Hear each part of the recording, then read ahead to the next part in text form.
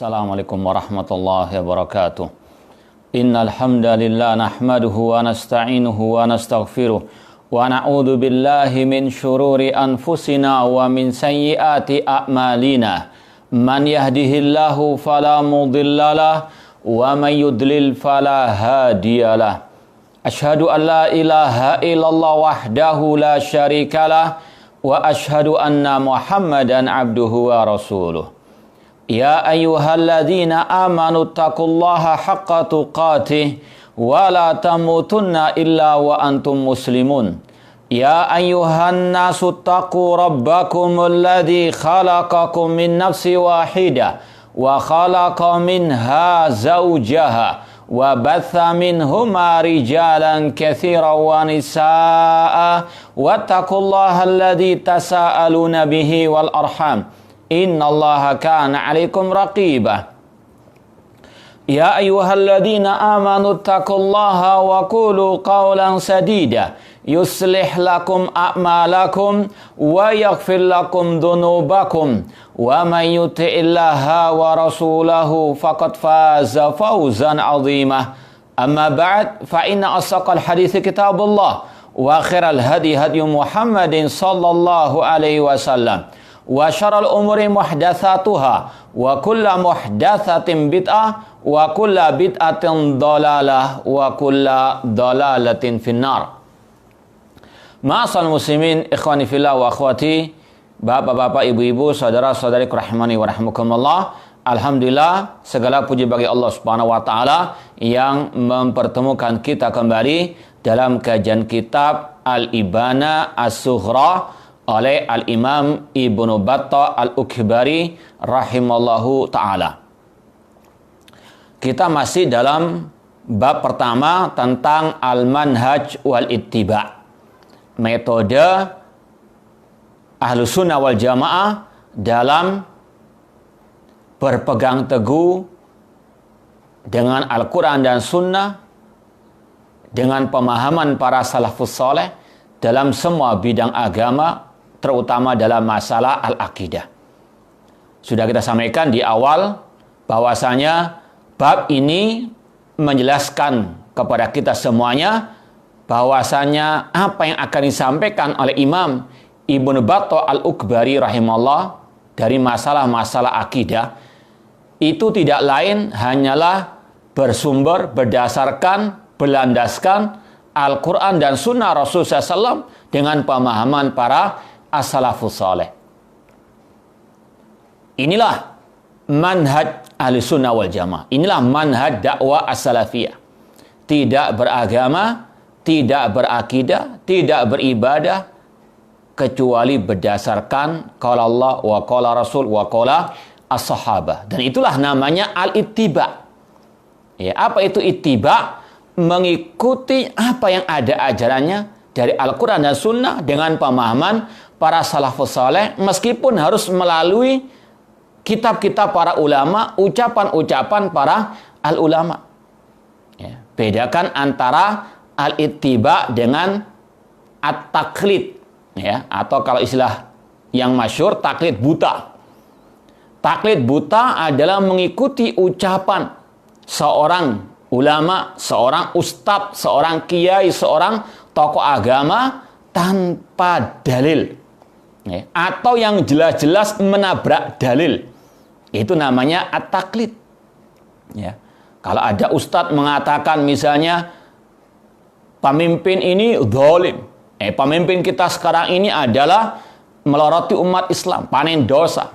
Kalau ada yang mengikutinya, ini namanya taklid karena jelas-jelas menabrak sabda Rasul, man ahana sultanallah ahana Allah. Barang siapa yang mencaci maki, merendahkan, menghinakan pemimpin kaum muslimin, Allah akan menghinakannya. Ini namanya taklid. Jangan diputar balikkan. Ada golongan orang-orang yang gagal paham atau yang memang pura-pura nggak paham, mengatakan orang-orang ini fanatik, taklid. Ya. Padahal tidaklah yang mereka ikuti kecuali ulama-ulama yang berpegang teguh dengan ad-dalil.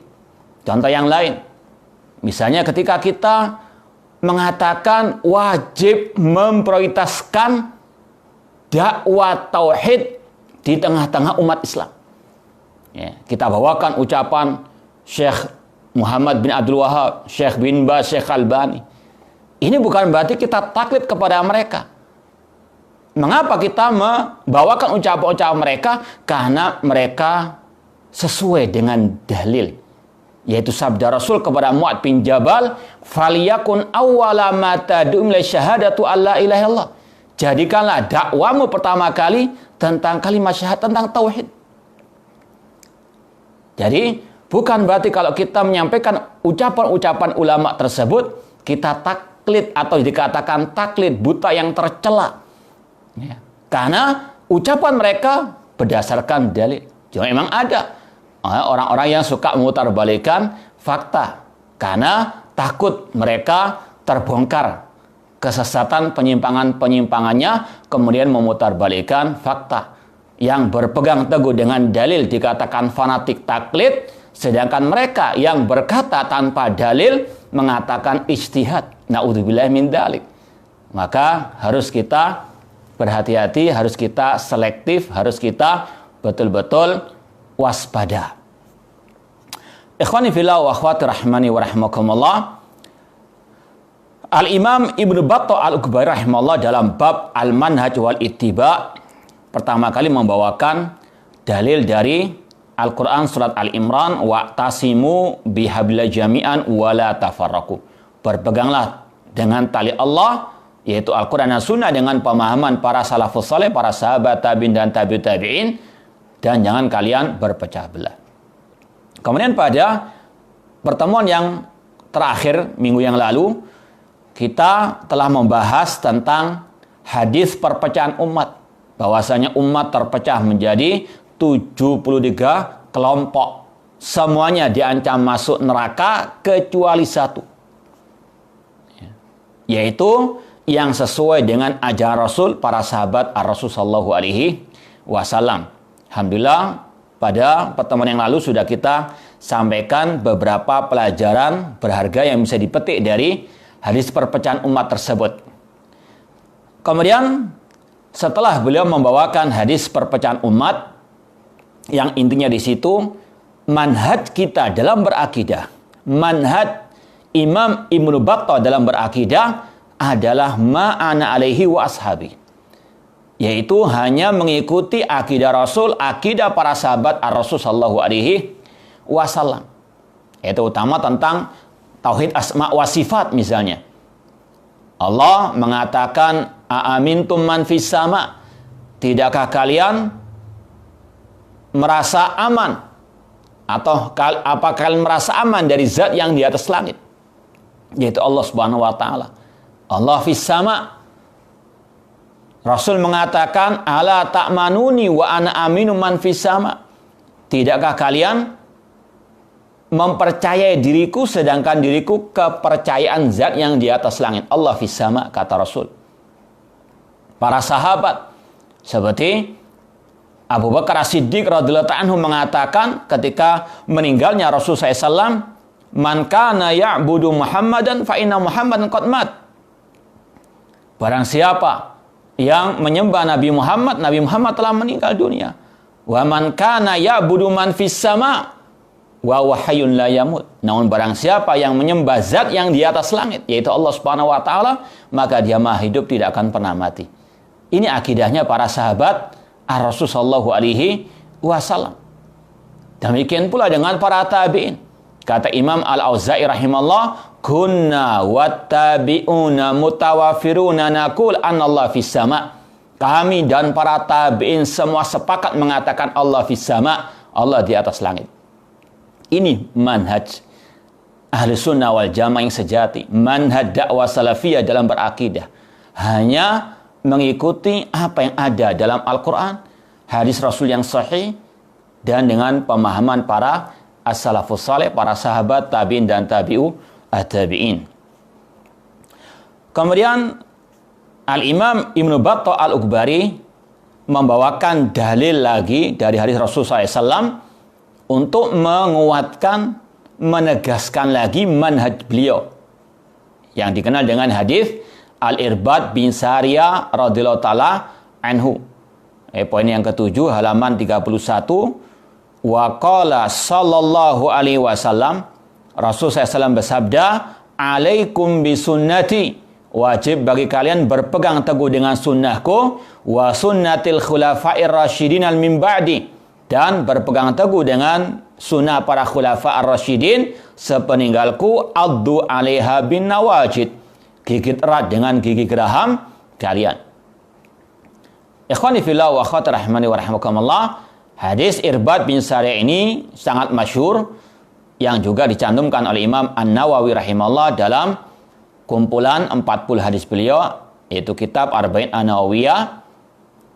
Hadis ini sangat luar biasa.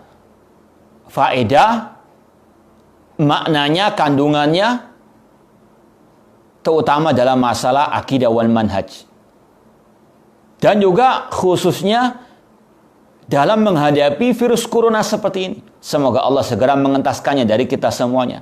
Dan semoga Allah menyelamatkan kita dari virus corona dan kaum muslimin. Nanti akan kita sampaikan lengkapnya, hadis lengkapnya, dan sekaligus beberapa faedah yang bisa kita petik dari hadis Irbad bin Sariyah ini. Kalau kita baca lengkapnya hadis Irbad bin Sariyah, an Irbad atau an Abi Najih al-Irbad bin Sariyah radhiyallahu anhu. Dari Abu Najih Irbad bin Sariyah radhiyallahu anhu. Beliau ini termasuk ahlu suffah, kalangan para sahabat yang fuqara, yang tinggalnya istilahnya di teras Masjid An-Nabawi. Ya. Irbad bin Sariyah. Kata Irbad bin Sariyah, dalam yang redaksi lengkapnya, shalla bina Rasulullah SAW, dalam riwayat salat al-fajr. Dahulu Rasul pernah mengimami kami salat, dalam riwayat salat fajar, salat subuh. Fa'akbala ilaina, atau fa'akbala alaina biwajhihi. Kemudian Rasul menghadapkan wajah beliau kepada kami. Fawa'adhana mau'idhatan wajilat minhal qulub wa dharafat minhal uyun. Kemudian Rasulullah SAW memberikan wejangan kultum subuh yang sangat amat mendalam, yang masuk ke dalam hati kami dan menjadikan air mata kami bercucuran. Kemudian fakulna ya Rasulullah ka'anna mau'idatum muwaddi'. Ya Rasulullah, ini seolah-olah wejangan perpisahan. Famada tahat ilaina, berilah kami wasiat ya Rasulullah. Kemudian Rasulullah SAW bersabda dalam salah satu riwayat, karena banyak riwayat-riwayatnya, ya. Kata Rasulullah SAW, usikum bitaqwallah azza wa jalla. Aku wasiatkan kalian untuk bertakwa kepada Allah azza wa jalla. Wa sam'i wa ta'ah, mendengar dan taat kepada pemimpin kaum muslimin. Wa in ta'amara alaikum abrun habasyi, meskipun yang memimpin kalian itu dari budak Ethiopia. Wa man ya'ish minkum fasara ikhtilafan katsira, barang siapa yang hidup sepeninggalku nanti, dia akan melihat perpecahan yang banyak. Alaikum bisunnati, maka pegang erat, kata Rasul, sunnahku, wa sunnatil khulafa' ar-rasyidin mahdiyyin, dan sunnah para khulafa' ar-rasyidin yang diberikan petunjuk min ba'di setelahku. Adu 'alaiha bin nawajid, pegang erat sunnah tersebut dengan gigi geraham kalian, pegang erat. Kemudian kata Rasul, wa iyyakum wa muhdatsatil umur, jauhkanlah diri kalian dari hal-hal yang baru dalam urusan agama. Fa inna kulla muhdatsatin bid'ah, karena setiap yang baru dalam urusan agama itu bid'ah, wa kulla bid'atin dhalalah, dan setiap bid'ah itu sesat. Hadis riwayat Imam Ibnu Majah, At-Tirmidzi dan Abu Dawud, dan disahihkan oleh para ulama di antaranya Syekh Al-Albani rahimallahu taala. Ma'asal muslimin, ikhwani fillah wa akhwati rahimani wa rahimakumullah. Dari hadis ini bisa kita ambil beberapa pelajaran berharga. Yang pertama, dibolehkan untuk memberikan wejangan setelah sholat subuh, atau kalau istilah kita kultum subuh. Tapi tidak terus-menerus. Tidak setiap selesai sholat subuh ada kultum. Ya. Sebagaimana kata Abdullah bin Mas'ud radhiyallahu anhu, karena Rasul SAW yatakhawwaluna bil mau'idha makhafatas sa'amah. Dahulu Rasul SAW itu tidak selalu memberikan wejangan atau kultum atau memberikan santapan rohani selesai sholat subuh. Karena kata Ibnu Mas'ud, karena Rasul khawatir akan membosankan jamaah. Rasul terkadang memberikan jangan kultum subuh, apalagi kalau memang ada hajat. Ya, kata Abdullah bin Mas'ud sekali lagi, karena Rasul SAW yatakhawwaluna bil mau'idha makhafatas sa'amah. Dahulu Rasul SAW menyeling-nyelingi atau tidak terus-menerus memberikan wejangan setiap selesai salat subuh khususnya, karena khawatir jamaahnya akan bosan. Ini faedah yang pertama, Rasul terkadang memberikan wejangan selesai salat subuh. Yang kedua, disunnahkan bagi para imam selesai salat untuk menghadapkan wajahnya dan badannya ke arah makmum. Bukan ke kanan ke kiri, tapi menghadap langsung ke arah jamaah. Itu yang Rasul ajarkan setiap selesai sholat mengimami jamaah para sahabat Rasul SAW. Sebagaimana kata Irbad bin Sariyah, wa akbala alaina biwajhihi, Rasulullah SAW menghadapkan wajah beliau kepada kami. Itu faedah yang kedua. Yang ketiga, ma'asal muslimin rahimani wa rahimakumullah, masih berkaitan dengan al-mau'idhah.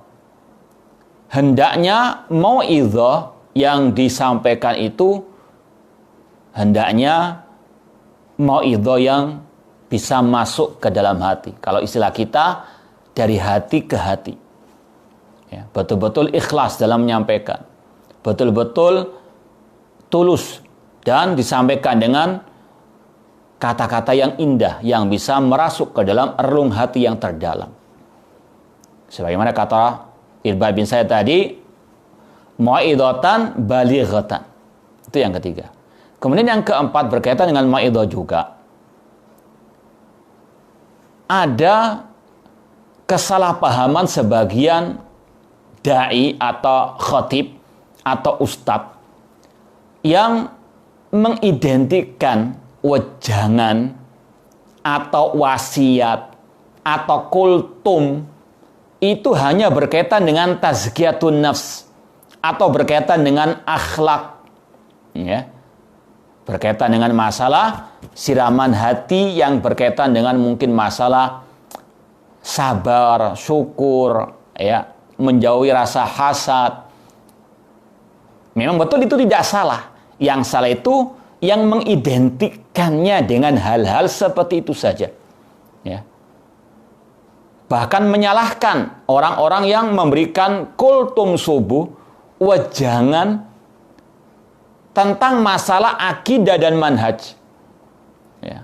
Masa kultum subuh masalah akidah wal manhaj? Nggak cocok. Kita katakan ini bukan ilmu cocokologi. Ya. Rasul mengajarkan kepada kita wejangan selesai salat subuh tentang akidah wal manhaj. Nanti akan kita lewati hadisnya. Di antaranya tentang masalah sikap terhadap pemimpin kaum muslimin. Rasul sampaikan ketika selesai salat subuh. Ya. Maka sungguh keliru kalau menyempitkan, membatasi wejangan hanya berkaitan dengan istilahnya orang sekarang tazkiyatun nafsi, pensucian jiwa, atau yang slow-slow saja, yang santai-santai saja. Na'udzubillah min dzalik. Ya. Padahal Rasul sekali lagi mencontohkan di sini wejangan salat subuh atau selesai salat subuh tentang akidah wal manhaj, tentang pemimpin kaum muslimin, bersikap terhadap pemimpin kaum muslimin, berpegang teguh dengan sunnah Rasul dan menjauhi bid'ah. Ya. Cuma emang ada orang-orang sekarang meskipun menisbatkan diri kepada sunnah, alergi dengan hal-hal seperti ini. Ya. Bahkan kita pernah dapat cerita dari salah satu santri kita dulu yang diutus oleh seorang ustadz yang jahil terhadap manhaj ke sebuah pondok pesantren untuk ngajar di sana dan sekaligus belajar kepada kiainya katanya. Padahal penuh dengan syubhat. Sampai akhirnya santri-santri kita itu keluar semuanya dari pondok tersebut. Ya, santrinya paham. Ya, pondok pesantren ini nggak beres akidah wal manhajnya. Cuma yang ngirim karena bodoh, dia tidak mau tahu. Naudzubillah min dzalik. Maka hati-hati, namanya taklid kalau ikut-ikutan ustadz yang bodoh tersebut. Maka hati-hati. Ikhwani fillah wa akhwati rahimani wa rahimakumullah, Rasul mengajarkan wejangan itu diantaranya dengan masalah manhaj. Ada santri kita di pondok itu ketika ngajar ada jadwal untuk kultum. Ketika dia mau membawakan masalah sikap terhadap pemimpin kaum muslimin, sang mudirnya itu melarang. Ya, seraya mengatakan, sampaikan yang aman-aman saja, yang slow-slow, yang santai-santai saja. Naudzubillah min dzalik.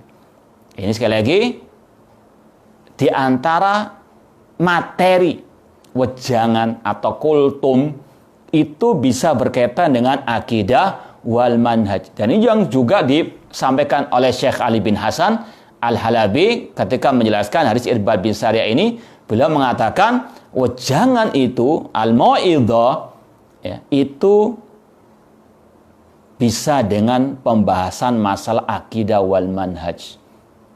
Apalagi juga kita sering mendengar firman Allah wejangannya. Luqman, hamba Allah yang saleh, wa id qala Luqmanu li banihi wa huwa ya'iduhu, ya bunayya la tusyrik billah. Ingatlah ketika Luqman memberikan wejangan, mau'idhah kepada putranya. Apa mau'idhahnya Luqman kepada putranya? Ya bunayya la tusyrik billah. Wahai anakku, jangan berbuat syirik kepada Allah.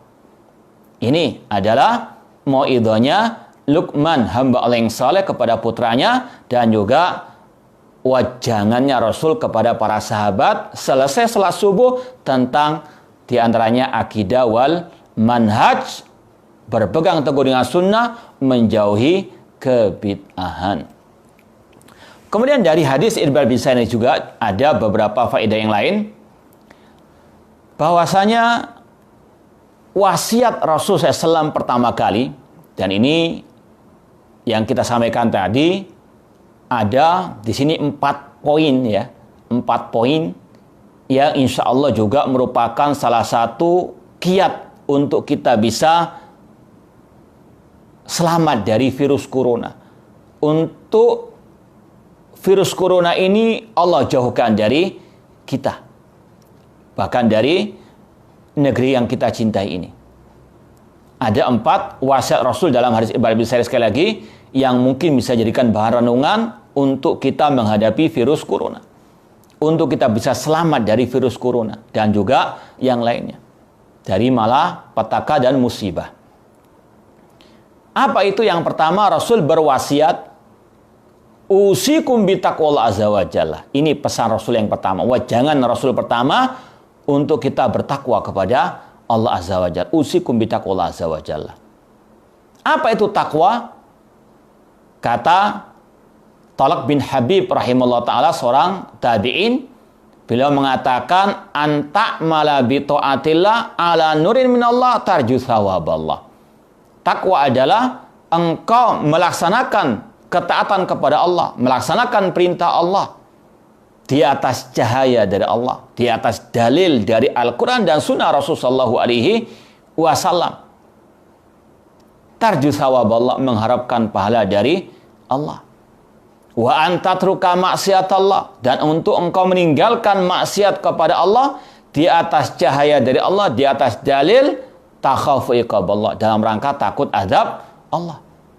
Ini takwa yang insya Allah akan bisa menyelamatkan kita dan mengentaskan kita dari wabah virus corona. Dengan takwa kepada Allah yang tadi disampaikan oleh Talq bin Habib. Karena Allah mengatakan, Wa may yattaqillah yaj'al lahu makhraja. Barang siapa yang bertakwa kepada Allah, maka Allah akan berikan jalan keluar dari segala problematikanya.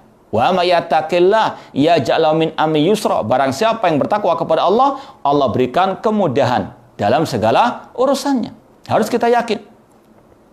Kalau kita bertakwa kepada Allah, Allah akan jauhkan kita dari virus corona dan segala bentuk musibah.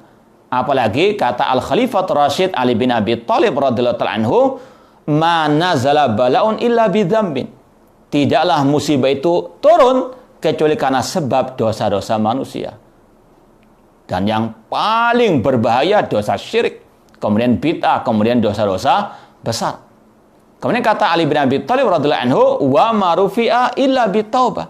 Dan tidaklah Allah angkat musibah itu kecuali dengan taubat, yaitu dengan meninggalkan segala bentuk maksiat kepada Allah Subhanahu wa taala. Dan itu yang tercakup dalam arti takwa tadi, anta'mala bi taatillah. Dengan kita bertobat kepada Allah, dengan mentaati Allah lagi, kembali ke jalan Allah, fafiru ilallah, pergilah menghadap kepada Allah, melaksanakan perintah Allah, bertauhid kepada Allah, melaksanakan sunnah Rasul SAW dengan ikhlas, mengharapkan pahala dari Allah, dan meninggalkan maksiat kepada Allah di atas dalil, di atas ilmu, di atas Al-Quran dan sunnah Rasul SAW dalam rangka takut azab Allah. Ini wasiat Rasul yang pertama. Usikum bitaqwal azza wa jalla. Karena dengan takwa, insya Allah semua urusan ini akan dimudahkan oleh Allah Subhanahu wa ta'ala. Sekali lagi, kita berdoa kepada Allah, semoga Allah Subhanahu wa ta'ala segera mengentaskan musibah virus corona ini dari kita semuanya dan dari seluruh penjuru negeri kaum muslimin. Ikhwani fillah wa akhwat rahimani wa rahimakumullah. Kemudian wasiat Rasul yang kedua, usikum bitaqwal azza wa jalla was-sam'i wat ta'ah. Mendengar dan taat kepada pemimpin kaum muslimin. Ya. Di sini Rasul mengatakan as-sam'i wat ta'ah. Ya. Dalam riwayat yang lain, hadis riwayat Imam Muslim dari Abdullah bin Umar radhiyallahu anhuma dikatakan, alal mar'il muslim as-sam'u wat ta'a fi ma habba wa kariha illa an yu'mara bi maksiatin. Wajib bagi setiap orang mendengar dan taat kepada pemimpin kaum muslimin dalam hal yang dia sukai atau yang tidak dia sukai, kecuali kalau diperintah bermaksiat. Fa in umira bi maksiatin fala sam'a wa ta'a. Kalau diperintahkan untuk bermaksiat, maka tidak ada kewajiban mendengar dan taat kepada perintahnya yang maksiat tersebut. Ini penjelasan dari hadis Irbad bin Sariyah, mendengar dan taat kepada pemimpin dalam hal yang tidak bermaksiat kepada Allah Subhanahu wa ta'ala. Adapun dalam hal yang tidak bermaksiat kepada Allah dan Rasul, maka wajib untuk kita mendengar dan taat kepada pemimpin kaum muslimin. Dan ini termasuk akidah Ahlussunnah wal Jamaah. Dalam kitab-kitab akidah as-salaf senantiasa dibawakan akidah ini. Akidah as-sam wa ta'ah li walil al-amr. Seperti dalam ungkapan Imam At-Tahawi rahimahullah dalam Al-Aqidah At-Tahawiyah, beliau mengatakan as-sam wa ta'ah li walil amri wa injara. Wajib mendengar dan taat kepada pemimpin kaum muslimin meskipun dia dolim, curang. Bahkan beliau mengatakan taat kepada pemimpin kaum muslimin min ta'atillah, termasuk taat kepada Allah. Karena Allah berfirman, ya ayyuhalladzina amanu atiullaha wa ati rasul wa ulil amri minkum. Wahai orang-orang yang beriman, taatilah Allah, taati Rasul dan pemimpin di antara kalian. Dan kita yakini, selama dia masih muslim, wajib untuk kita dengar dan taati perintah tersebut. Namun sangat disayangkan ada syubhat dari sebagian orang yang mengaku ahli sunnah atau dai sunnah, ketika menjelaskan hadis Irbad bin Sariyah ini mengatakan adapun pemimpin kita, presiden kita, pemerintah kita sekarang, dia bukan ulil amri kita. Ini syubhatnya kelompok Khawarij. Na'udzubillah min dzalik. Ya.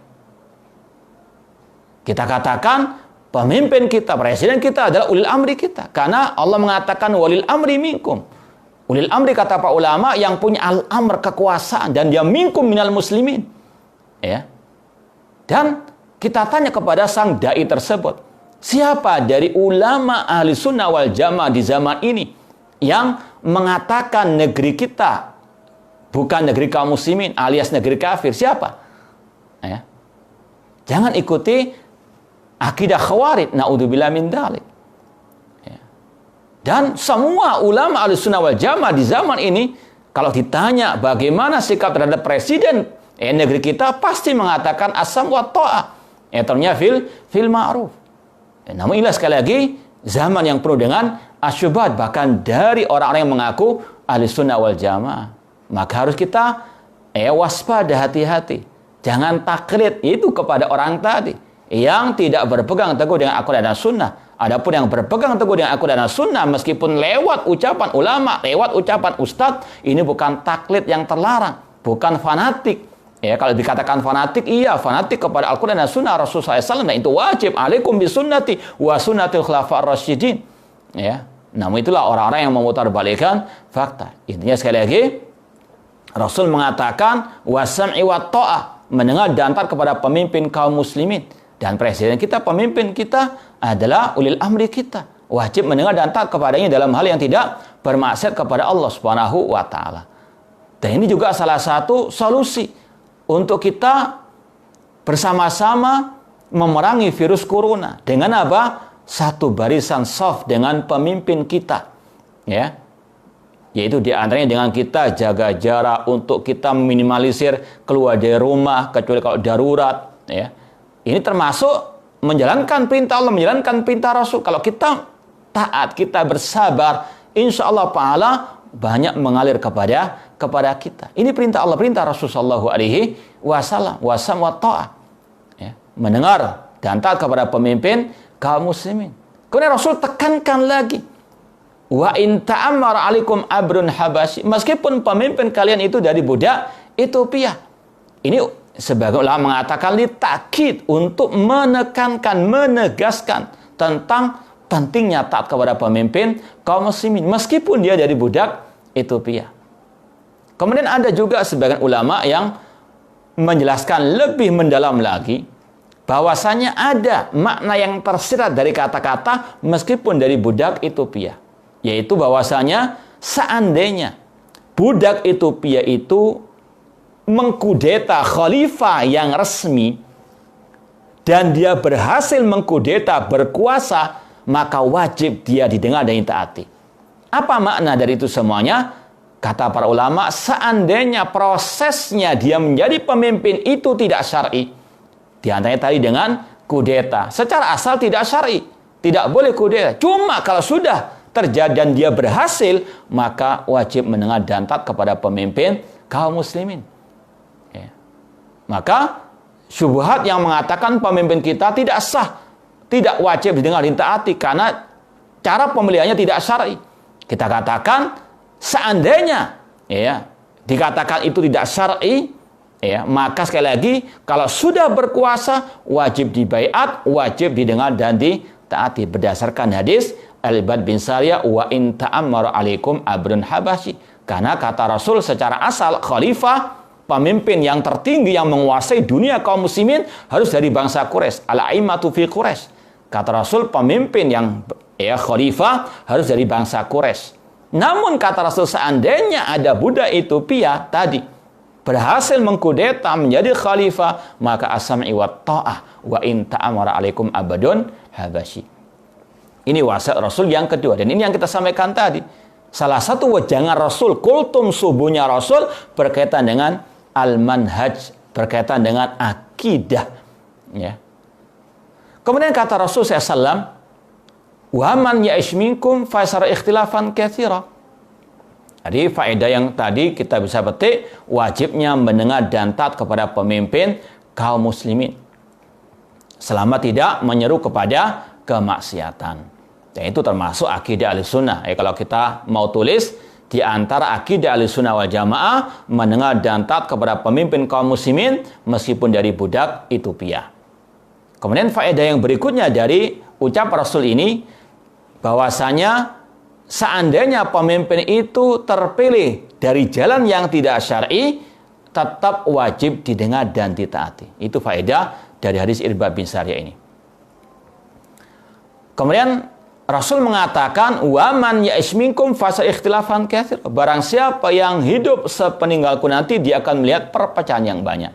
Maka faedah dari ucapan Rasul ini bahwasanya pasti akan terjadi perpecahan di tengah-tengah kaum muslimin. Ini sudah kita sampaikan dalam hadis Al-Firqatun Najiyah, perpecahan umat juga, bahwasanya ini sunnatullah al-kauniyah, takdir Allah yang kauni. Pasti terjadi, tapi Allah tidak meridhoi, tidak mencintai. Dan ini menunjukkan juga kebenaran sabda Rasulullah SAW. Ini menunjukkan akan kenabian Nabi kita Muhammad SAW, karena beliau hanya berkata dari wahyu Allah. Wa ma yantiqu 'anil hawa in huwa illa wahyu yuha. Jadi sekali lagi pelajaran yang bisa dipetik dari ucapan Rasul ini, pasti akan terjadi perpecahan umat, perselisihan di tengah-tengah kaum muslimin. Ya, bukan dalam masalah ibadah saja, bahkan dalam masalah al-aqidah. Ya. Dan ini sudah kita sampaikan dalam hadis perpecahan umat. Wa man ya'ish minkum fasara ikhtilafan katsira. Kemudian ikhwani fillah wa akhwati rahimani wa rahimakumullah, faedah yang berikutnya ini yang dibahas oleh Al-Imam Ibnu Battuah, solusi dari perpecahan umat. Ini kalau kita ambil faedah dari ucapan Rasul, alaikum bisunnati. Kita katakan solusi jalan keluar dari perpecahan umat yaitu dengan kembali kepada sunnahnya Rasul dan sunnah para khulafa ar-rasyidin. Ya. Berpegang teguh dengan akidah Rasul, akidah para al-khulafa ar-rasyidin. Ulama mengatakan kata-kata al-khulafa ar-rasyidin ada dua makna. Makna secara umum dan makna secara khusus. Makna secara umum al-khulafa ar-rasyidin ini mencakup semua para sahabat ar-Rasul sallallahu alaihi wasallam. Karena dari istilah bahasa al-khulafa itu alladzina yakhlufuna Rasul sallallahu alaihi wasallam, yaitu yang mengikuti jejak Rasul sallallahu alaihi wasallam atau yang menggantikan Rasul sallallahu alaihi wasallam. Jadi antara para sahabat Rasul sallallahu alaihi wasallam. Ini seperti yang diungkapkan juga oleh Syekhul Islam Taimiyah rahimahullah dalam kitab Al-Aqidah Al-Hamawiyah Al-Kubra. Di antara makna khulafa ar-rasyidin ada makna secara umum, yaitu sunnahnya para sahabat Rasul sallallahu alaihi wasallam. Dan ini sama dengan hadis perpecahan umat ma'ana alaihi wa ashabi. Kalau kita tahu ada perselisihan perpecahan umat, maka solusinya alaikum bisunnati wa sunnatil khulafa ar-rasyidin. Peganglah sunnahku dan sunnah para khulafa ar-rasyidin. Ikhwani fillah wa akhwati rahimani wa rahimakumullah. Jadi ini pelajaran yang bisa kita petik, solusi, jalan terbaik, jalan keluar dari perpecahan umat, yaitu dengan kita kembali kepada Al-Quran dan sunnah Rasul sallallahu alaihi wasallam. Ini juga seperti yang Allah firmankan, fa in tanazatum fi syai'in farudduhu ilallahi war rasul. Jika kalian berselisih tentang suatu permasalahan, kembalikanlah kepada Al-Quran dan sunnah Rasul sallallahu alaihi wasallam. Tadi ditambah dengan pemahaman para sahabat, dengan manhaj metode para sahabat Rasul sallallahu alaihi wasallam. Ini adalah hujjah, ini adalah dalil. Dalil itu hanya ada pada Al-Quran dan sunnah dengan pemahaman para salafus saleh. Ucapan seorang imam, ucapan seorang ustadz itu bukan dalil. Semuanya ditimbang dengan Al-Quran dan sunnah dengan pemahaman para as-salafu as-saleh. Ini manhaj kita. Ya, apalagi dalam masalah perselisihan, ada perselisihan, ada perpecahan, perbedaan pendapat, maka kembalikan kepada Al-Quran dan sunnah dengan pemahaman para as-salafu as-saleh. Ya. Ini sekali lagi, ini manhaj ahli sunnah wal jamaah. Alaikum bisunnati wa sunnatil khulafa ar-rasyidin al-mahdiyyin addu 'alaiha bin nawajid. Kemudian kalau kita ambil lagi pelajaran yang berharga dari sini, yaitu wajibnya berpegang teguh dengan Al-Quran dan sunnah Rasulullah SAW dengan pemahaman para sahabat. Atau wajibnya berpegang teguh dengan ajaran Rasul dan ajaran para sahabat Rasul sallallahu alaihi wasallam. Kalau tadi itu dikhususkan kalau ada perpecahan, namun faedah yang berikutnya ini secara umum wajibnya seorang muslim muslimah berpegang teguh dengan Al-Quran dan Sunnah Rasulullah SAW dengan pemahaman para sahabat. Makanya kalau kaum muslimin tidak kembali kepada ajaran Rasul, para sahabat Rasul, kalau mereka memahami Islam dengan pemahaman mereka sendiri, tidak memahami dengan pemahaman Rasul dan para sahabat Rasul, akan terjadi perpecahan. Ya. Makanya dakwah salafiyah selalu mendengungkan Al-Quran dan Sunnah dengan pemahaman para sahabat. Karena banyak kelompok-kelompok sesat, mereka juga mengatakan kita juga berpegang teguh dengan Al-Quran dan Sunnah. Ya. Tapi ketika mereka memahaminya dengan akal pikiran mereka tafsirkan dengan hawa nafsu mereka, perasaan mereka, atau apa kata nenek moyang mereka, kiai atau ustadz mereka, maka terjadi perpecahan. Ya. Karena apa? Mereka tidak memahaminya dengan pemahaman para sahabat Rasul Shallallahu Alaihi Wasallam. Contoh tentang masalah tadi, akidah Allah di mana? Ya. Ketika mereka tidak kembali kepada pemahaman para sahabat atau para tabi'in yang merupakan generasi terbaik umat ini, mereka pun tersesat. Mengatakan Allah di mana-mana, mengatakan Allah tidak di atas, tidak di bawah, ya. Allah tidak di atas arsy, mengatakan Allah bahkan bersatu dengan hamba-hambanya, Allah tidak di ruang dan di waktu. Naudzubillah min dzalik. Ini karena menyelisih ajaran para sahabat, mereka berpecah belah, memiliki akidah yang bermacam-macam tentang Allah di mana. Padahal akidah tentang Allah di atas langit, dalilnya kata para ulama ribuan, bahkan kata Ibnu Qayyim alfan, 2000 dalilnya dari Al-Quran dan Sunnah, dan juga dari ucapan para sahabat Ar-Rasul Sallallahu Alaihi Wasallam. Ya. Dan ini salah satu sebab perpecahan umat, yaitu mereka salah memahami Al-Quran dan Sunnah Rasul Sallallahu Alaihi Wasallam, seperti yang diungkapkan oleh Al-Imam Ibnu Abil Is Al-Hanafi rahimahullah. Kenapa umat berpecah belah? Kata beliau, bal su'ul fahmi anillahi wa rasulihi man sya'u kulli bid'atin wa dhalalatin fi hadil ummah. Gagal paham, salah memahami Al-Quran dan Sunnah, itu adalah sumber kesesatan dan kebid'ahan di tengah umat Islam. Demikian pula beliau mengatakan, wahal kharajatil khawarid wa rafaratil rawafid wa tazatil mu'tazilah wa aftaraqatil ummah ila sintaini wa sabina millah illa bi ta'wilil fasid. Tidaklah kelompok khawarid mereka memberontak, tidaklah kelompok syiah rafidah menolak kekhalifahan Abu Bakar wa Umar radhiyallahu anhuma, tidaklah kelompok mu'tazilah itu menyimpang, tidaklah umat terpecah menjadi 72 kelompok kecuali karena salah mentafsirkan Al-Quran dan Sunnah Rasulullah SAW. Maka kalau kita mau bersatu, alaikum bisunnati wa sunnatil khulafa ar-rasyidin, kembalikan semua urusan agama ini kepada ajaran Rasul, ajaran para sahabat Rasul, terutama dalam masalah al-aqidah. Kemudian tidak cukup hanya berpegang teguh dengan ajaran Rasul dan para sahabat, namun kata Rasul, faedah yang berikutnya, iyyakum wa muhdatsatil umur. Jauhkanlah diri kalian dari hal-hal yang bau dalam urusan agama. Tidak cukup hanya alaikum bisunnati. Inilah metode Ar-Rasul, metode Islam. Memerintahkan untuk bertauhid, melarang dari syirik. Tidak cukup hanya menyeru kepada tauhid. Tidak cukup hanya amar ma'ruf saja, harus nahi mungkar.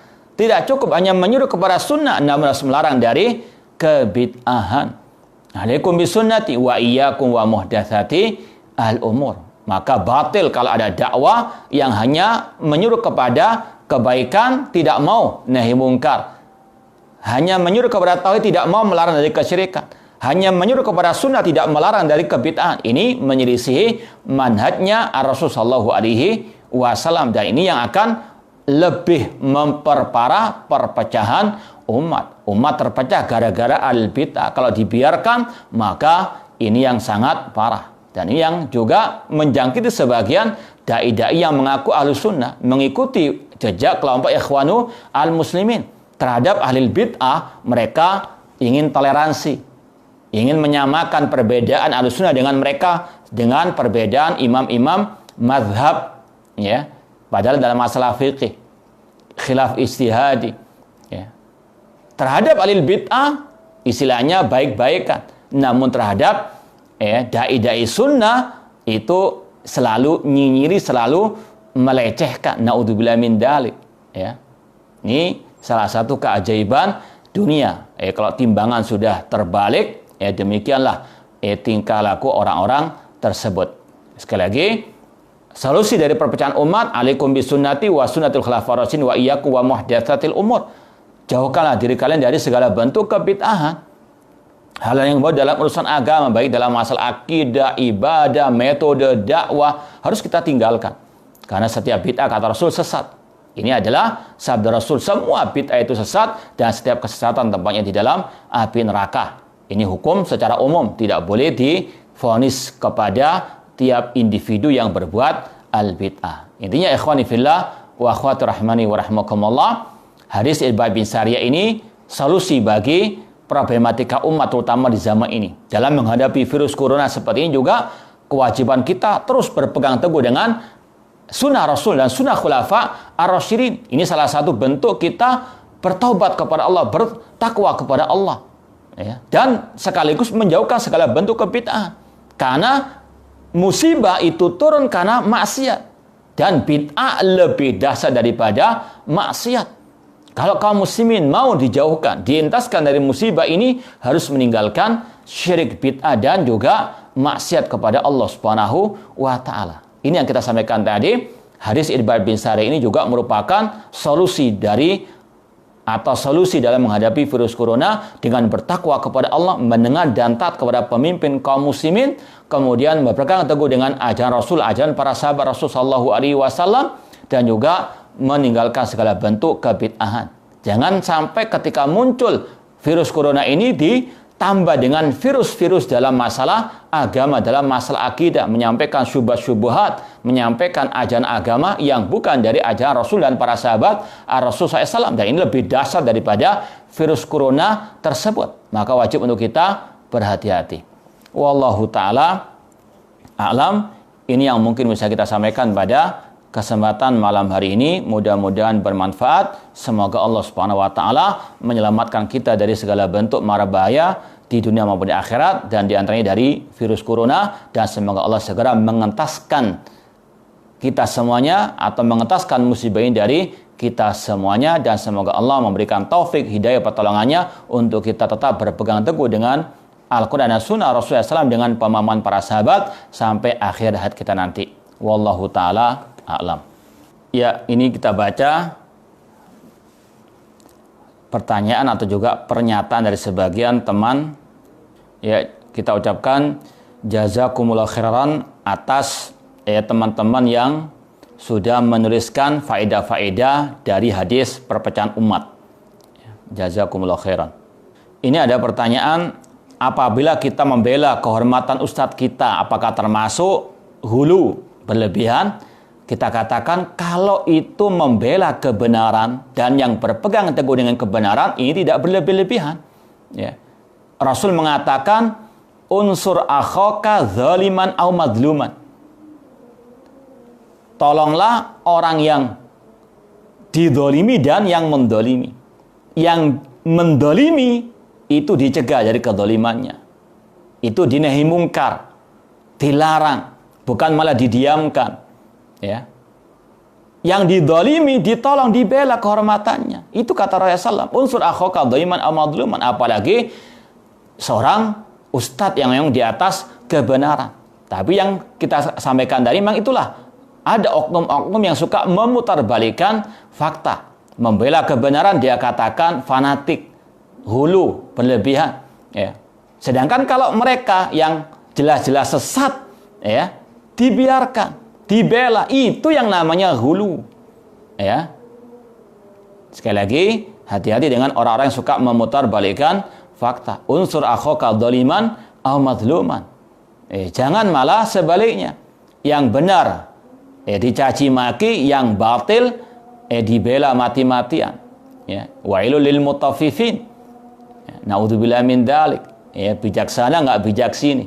Itulah ya fenomena yang ada di tengah-tengah kita sekarang. Hati-hati dengan orang-orang yang suka bersilat lidah, yang kelihatannya retorikanya indah, padahal penyimpangannya dalam masalah akidah luar biasa. Masalah khilaf ijtihadi keras, masalah riba, masalah maksiat luar biasa, masalah syirik bid'ah loyo, melempam, naudzubillah min dzalik. Terbalik ini kalau timbangan sudah terbalik rusak seperti itu. Nah, padahal Allah mengatakan inna syirka la dzulmun azim. Fanatik atau ittiba dikatakan taklid fanatik, sedangkan yang taklid dikatakan ittiba, sunnah dikatakan bid'ah, bid'ah dikatakan sunnah. Itu orang-orang tersebut atau yang semisal dengan mereka yang akhlaknya akhlak serigala berbulu domba namun menuduh orang lain tidak berakhlak. Naudzubillah min dzalik.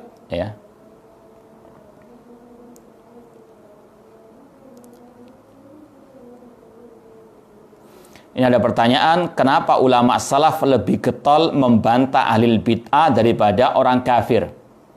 Kenapa ulama salaf lebih getol membantah ahli bid'ah daripada orang kafir? Ini dijawab oleh ulama salaf karena membantah ahli bid'ah itu seperti pedagang yang menjaga modal usaha. Ini seperti dalam perniagaan, perdagangan. Insya Allah yang tajir, pebisnis, insya Allah paham masalah ini. Bahwasanya modal itu lebih perlu diperhatikan daripada mengejar keuntungan. Dua-duanya itu wajib diperhatikan, tapi yang lebih diutamakan menjaga modal dulu. Ahlul bid'ah dari kaum muslimin itu adalah orang-orang yang akan melawan orang kafir. Kalau mereka dibiarkan dengan kebid'ahannya, bagaimana mungkin kaum muslimin akan menang terhadap orang-orang kafir? Di perang Uhud saja, satu maksiat itu meluluh lantakan pasukan para sahabat Rasulullah SAW. Satu maksiat itu bisa menghancurkan pasukan kaum muslimin. Apalagi kalau ada syirik, ada bid'ahnya. Makanya wa'aidu lahum masatatu, yang diperkuat dulu kaum musliminnya. Akidahnya diluruskan, dibenarkan dulu, dikuatkan, dikokohkan. Demikian pula dengan ittiba'nya kepada sunnah Rasul, dijauhkan dari syirik bid'ah.